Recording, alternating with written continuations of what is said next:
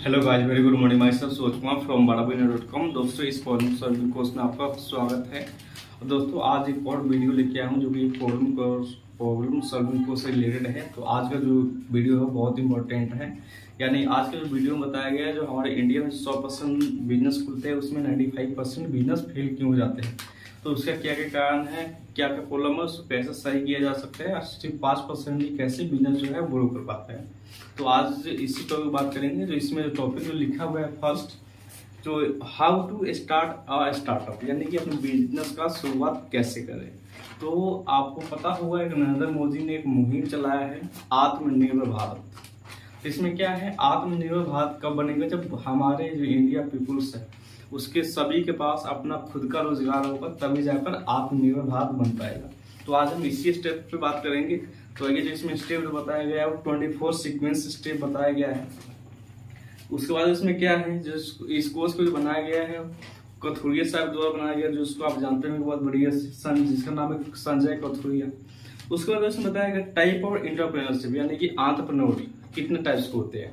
तो इसमें जो बताया गया दो टाइप्स के होता है। फर्स्ट बताया गया है SME, यानी कि स्मॉल एंड मीडियम एंटरप्राइज, जिसमें छोटा बिजनेस के लिए कहते हैं।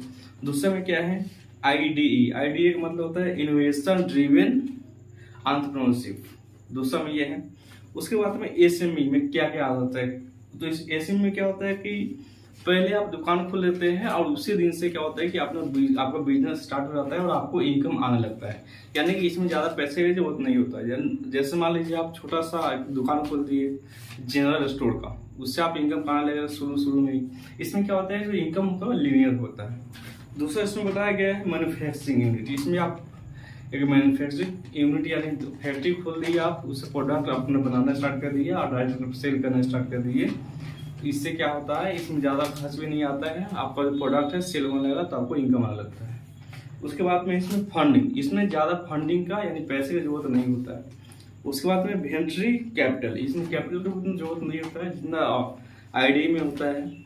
उसके बाद में IDE का मतलब बताया ना आपको इनोवेशन ड्रिवन। तो इसमें क्या क्या होता है, मनी फर्स्ट बर्न, यानी सबसे पहले आपको बहुत सारे पैसे की जरूरत होता है। जैसे जियो कंपनी जब आया था तो पता हुआ 1 साल के लिए अपना जो नेटवर्क है यानी कि उसका जो नेट चलता था वो फ्री कर दिया था। उसके बाद फ्री करने के बाद 1 साल जैसे हुआ उसे बंद कर दिया। उसके बाद अपना जो पैसा है उसे अर्न करने लगा, यानी कि पैसा लेने लगा अपने नेटवर्क चलाने का। तो इसी ये जो कंपनी है वो IDE में आ जाता है। उसके बाद में इसमें न्यू बिजनेस मॉडल, यानी आपको एक मॉडल ढूंढना होगा जो न्यू बिजनेस मॉडल होगा।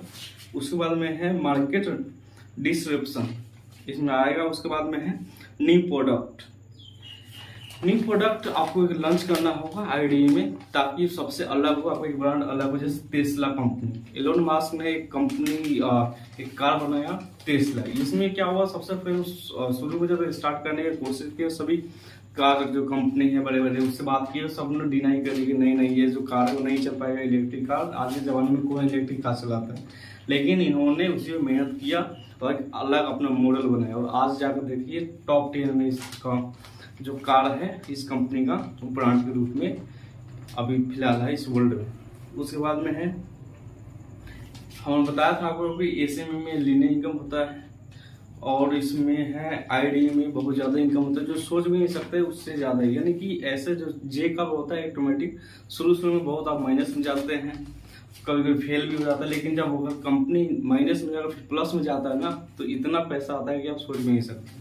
IDE में ये होता है।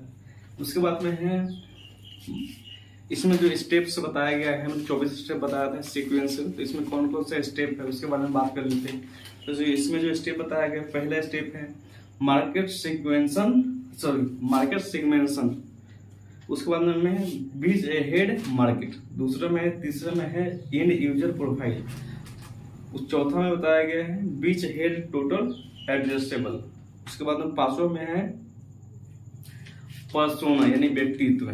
उसके बाद में है छठा में लाइफ साइकिल यूज केस। उसके बाद सातवां इसमें स्टेप बताया गया हाई लेवल प्रोडक्ट स्पेसिफिकेशन। उसके बाद में है 8वां में क्वांटिफाई वैल्यू प्रोपोजिशन। उसके नीचे रह गया 9th नंबर में नेक्स्ट 10 कस्टमर्स, यानी आपका 10वां कस्टमर कौन सा होना चाहिए।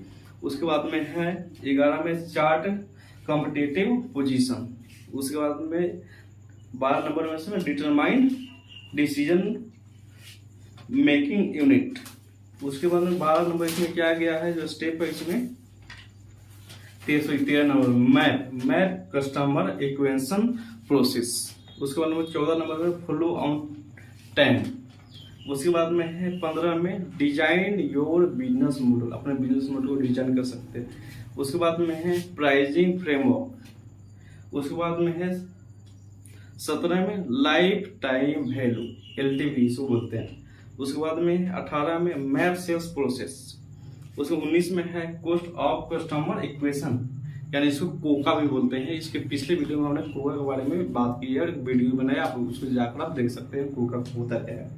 उसके बाद में है 20 में आइडेंटिफाई की एजम्पशन। उसके बाद में है 21 में टेस्ट की एजम्पशन। उसके बाद में 22 में डिफाइंड मिनिमम वैल्यूएबल। उसके बाद में है नीचे 23 में so the dog will eat their own dog food. उसके बाद में 24 में डेवलप ए प्रोडक्ट प्लान, यानी प्रोडक्ट का जो है प्लान हमेशा डेवलप करना होता है। जैसे अभी जो जियो चल रहा है, आपको क्या लगता है जो मुकेश अंबानी है वो एक जियो कंपनी खोल के बैठ गया? नहीं, वो हमेशा सोचते रहता है एक नया मॉडल नया प्लान के बारे में कि व्हाट नेक्स्ट यानी कि अगला जो प्लान होगा जो मॉडल होगा क्या होना चाहिए, अगला जो कंपनी खुलेगी क्या होना चाहिए। मतलब हमेशा उसको अपडेट करना चाहिए। जैसे मोबाइल को जैसे आप अपडेट करते हैं उसी तरह अपने बिजनेस को हमेशा अपडेट करते रहिएगा, तभी जाकर आप मार्केट में अपना पाँव जमा पाइएगा और अपना ब्रांड को स्टेबिलिटी यानी कि स्थिर करके आप सेल कर सकते हैं। अदरवाइज आप इसमें थोड़ा भी डिले किए अपने कंपनी को अगर आप अपडेट नहीं कर रहे हैं तो फिर आपकी कंपनी लॉस में जा रहेगी। इसका मतलब ये है। उसके बाद में इसमें बताया गया है पार्ट 1, यानी कि पार्ट 1 में इसमें क्या क्या इंपॉर्टेंट होना चाहिए, यानी कि जो इसमें बताया गया 24 स्टेप, इसके बारे में पूरा तो नहीं बता सकते हैं, लेकिन इसमें जो इम्पोर्टेंट है उसके बारे में बता देते हैं आपको। तो इसमें इम्पोर्टेंट क्या है पार्ट 1 में कस्टमर अंडरस्टैंडिंग, यानी कि आपके पास जो कस्टमर है वो कैसा है उसको आप अंडरस्टैंड कीजिए। कुछ लोग ऐसे होते हैं कि यार मुझे सब पता है कस्टमर क्या है, कौन सा प्रोडक्ट बेचेंगे, कैसे बेचेंगे, उसको अब पता ही नहीं होता, लेकिन कहते हैं सारा पता है ये प्रोडक्ट हम लॉन्च करेंगे और सेल हो जाएगा। लेकिन क्या होता है मार्केट में प्रोडक्ट उतारते हैं और लेकिन उसका सेल नहीं हो पाता है। क्यों? क्योंकि जो अंडरस्टैंडिंग है लोगों का कस्टमर को नहीं समझ पाते हैं और उनका जो क्या आता है मनी भी लॉस में हो जाता है और फंड होता है कम पड़ जाता है और कंपनी जो होता है वो फेल हो जाता है। इसी कारण तो सबसे पहले आपको कस्टमर का अंडरस्टैंडिंग, कस्टमर क्या चाहता है, मार्केट क्या चाहता है, आपको कौन सा प्रोडक्ट चाहता है, उस प्रोडक्ट के अकॉर्डिंग टू आप सेल कीजिए और अपना प्रोडक्ट बनेंगे। उसके बाद में दूसरा में इसमें पार्ट 2 में प्रोडक्ट सॉल्यूशन सर्विस, आपका प्रोडक्ट कैसा है, सॉल्यूशन कैसे दे रहा है और सर्विस कैसा है, ये इंपॉर्टेंट रहता है आपका बिजनेस में। उसके बाद में इसमें पार्ट 3 में सॉल्विंग बर्निंग प्रॉब्लम, आप जो आपका कस्टमर है उस कस्टमर के क्या बर्निंग प्रॉब्लम को आप सॉल्व कर रहे हैं इस पर डिपेंड करेगा कि आपका प्रोडक्ट जो है कितना पावरफुल है, आप कस्टमर को आप कितना हैप्पी रख सकते हैं। उसके बाद में इसमें वे टू डू स्टार्टअप, यानी कि रास्ता जो है स्टार्टअप में क्या होना चाहिए। तो इसमें जो बताया गया है पहला इसमें आइडिया, तो आपको पहले तो दिमाग में आइडिया होना चाहिए कि कौन सा प्रोडक्ट लॉन्च करेंगे, मार्केट में क्या चाहता है। उसके बाद में दूसरा टेक्नोलॉजी, आपको एक वेबसाइट बनाना होगा, एप्लीकेशन अपना खुद का। और तीसरा में है पैशन, पैसे का मतलब तो आप समझते ही होंगे। उसमें इसमें जो दिया हुआ है startup equal to idea strong plus technology, दोनों मिलकर बनेगा। जैसे उसमें बताया गया passion to idea and technology steps, इसमें क्या क्या होना चाहिए। तो पहले इसमें बताया गया नॉलेज, आपको इसके बारे में जो प्रोडक्ट आप सेल करना चाहते हैं, प्रोडक्ट लॉन्च करना चाहते हैं उसके बारे में आपको नॉलेज बहुत बढ़िया होना चाहिए। दूसरा में कैपेबिलिटी, आप में कैपेबिलिटी भी होना चाहिए उसके बारे में। उसके बाद में नेटवर्क, आपका कितना नेटवर्क है ये जरूरी है। उसके बाद फाइनेंशियल एसेट्स, यानी आपको बहुत सारे पैसा आपके पास होना चाहिए।